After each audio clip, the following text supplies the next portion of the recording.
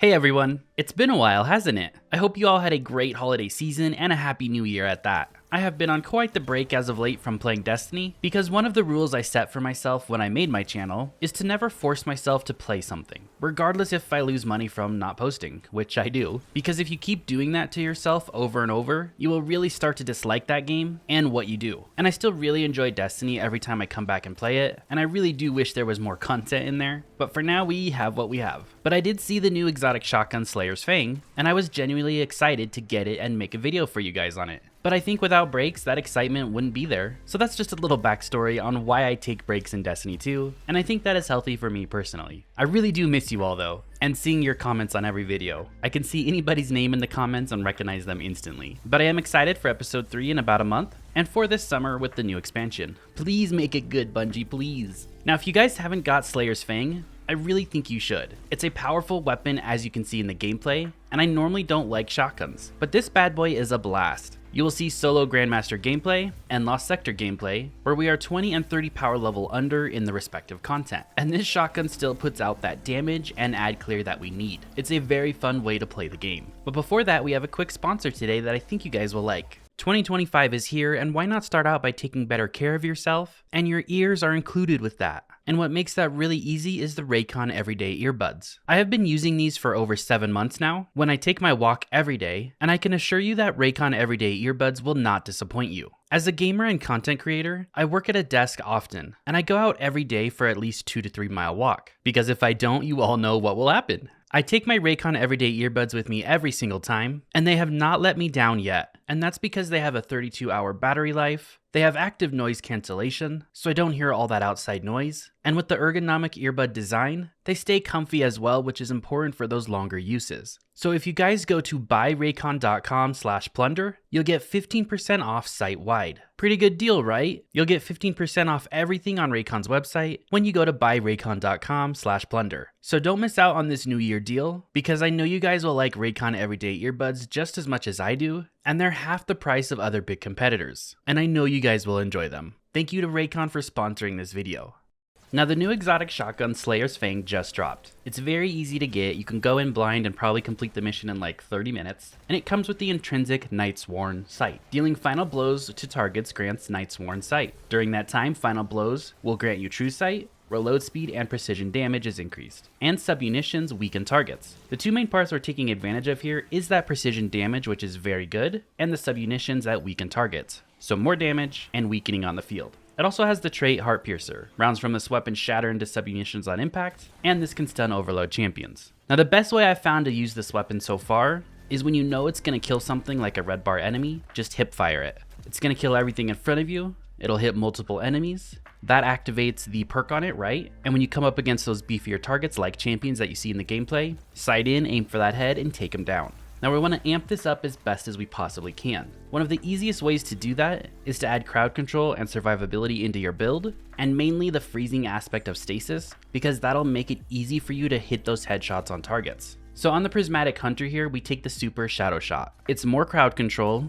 it's more weakening, it also suppresses enemies, and then on top of that we pair it with Facet of Purpose, where we get that Void Overshield when we pick up an Orb of Power. Again, Void Overshield's got their buff a while back, and they're one of the best damage reduction in the game now. I kind of prefer it over Woven Mail, honestly. 70% DR. Now for our melee and our grenade, we'll take Withering Blade and Dustfield Grenade. Both of these are stasis abilities. 2 Withering Blades that come as our melee will allow us to freeze enemies with 2 shurikens, and then our Dustfield Grenade of course will allow us to freeze enemies. Again, both of these slow on contact, so it'll stun overloads, and then both of them will end up freezing, which will stun a Unstoppable when you shatter them. For the 2 aspects, we pair that with Stylus Executioner and Winter's Shroud. Winter's Shroud, just another source of slow when we dodge near an enemy and create that slow burst, but also slowing targets briefly increases your class ability regeneration. It'll just allow us to keep that class ability up all the time because our dodge slows, our grenade slows, and our melee slows. And then of course we pair that with Stylus Executioner. So any debuffed enemy we kill will go invisible, and that's going to play into our volatile rounds and our Gerfalcon exotic.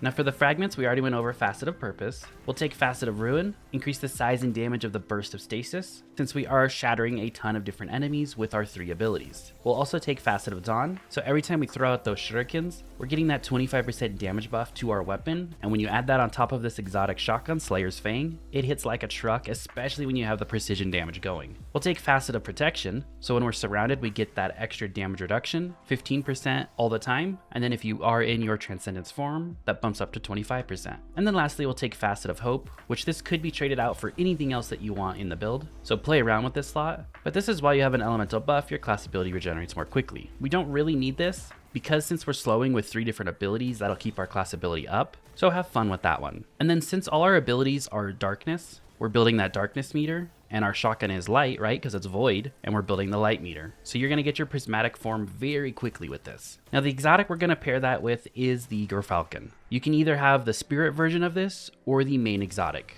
Both of them would work. In the video you're watching, I did have Spirit of Gerfalcon on, which is your void weapons gain volatile rounds after you merge from being invisible, which plays right into Stylus Executioner, and that works the exact same way with the main exotic as the chest piece, right? And as for my first slot on the Spirit, I had Spirit of Renewal, which is when I throw that dust field and I'm standing inside of it, I'll get the ×5 frost armor from it. And you see that proc a couple times in the video. But again, this first spot for the spirit could be anything you have that might be good. Or just use the main exotic, because the main exotic of Gerfalcon gives you a couple other benefits as well. Like the extra bonus damage when you finish something while invisible, which will happen in your gameplay because you are finishing for special ammo. And then you also get that reserved void overshield when you dodge. Now for mods on the build, on the artifact, they didn't really matter. I didn't even take the new void artifact mods that launched this season. If you take the last 2 in the bottom column, it will make the shotgun even better. But I really didn't want to do that because there's only, 3 or 4 weeks left in this season. So everything built into the mods is to keep that special ammo up. As you can see in the gameplay, we ran through the opening as part of the Grandmaster and the Lost Sector, and we only used our shotgun weapon. That's because we're able to keep our ammo up in it. So on the helmet, we'll take Harmonic Siphon.